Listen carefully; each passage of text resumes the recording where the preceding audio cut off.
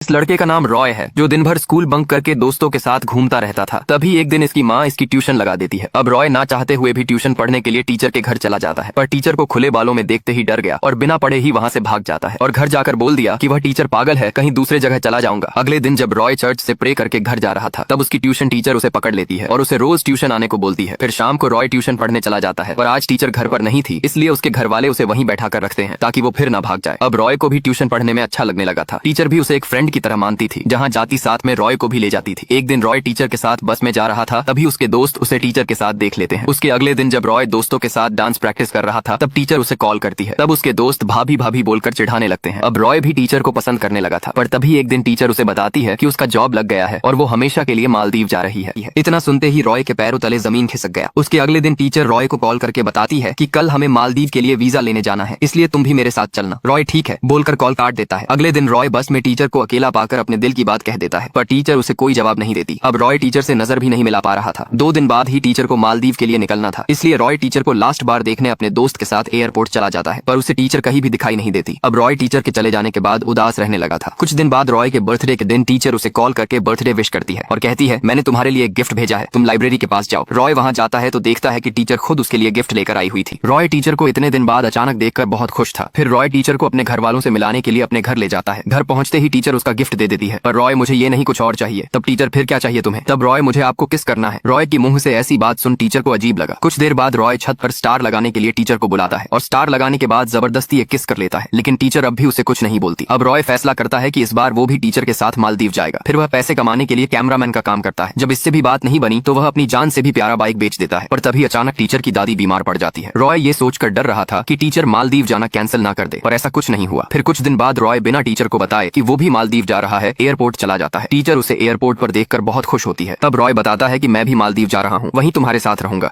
इतना सुनते ही teacher shock हो जाती है। फिर रॉय टीचर का पासपोर्ट मांगता है। तभी टीचर के साथ खड़ी महिला उसे घर जाने को बोलकर वहाँ से चली जाती है, पर रॉय फिर से टीचर का पासपोर्ट मांगता है, क्योंकि बिना टीचर के पासपोर्ट के वह मालदीव नहीं जा सकता था, पर टीचर उसे पासपोर्ट नहीं देती है। अब रॉय वहाँ के स्टाफ से रिक्वेस्ट करता है। तब स्टाफ बताता है कि अगर वो 25,000 रुपए जमा करता है तो वह मालदीव जा सकता है। अब रॉय हेल्प के लिए भागकर अपने फ्रेंड के घर जाता है, पर उसका फ्रेंड घर पर नहीं था। फिर वह दोबारा एयरपोर्ट जाता है और जैसे तैसे करके फ्लाइट में चला जाता है। मालदीव पहुंचने के बाद रॉय अकेला पड़ चुका था। तभी वहाँ के स्टाफ उसके रोने का कारण पूछते हैं। तब रॉय मेरा फ्रेंड खो गया है। अब स्टाफ टीचर को खोजने में उसका मदद करते हैं, पर टीचर बोल देती है कि मैं इसे नहीं जानती हूँ।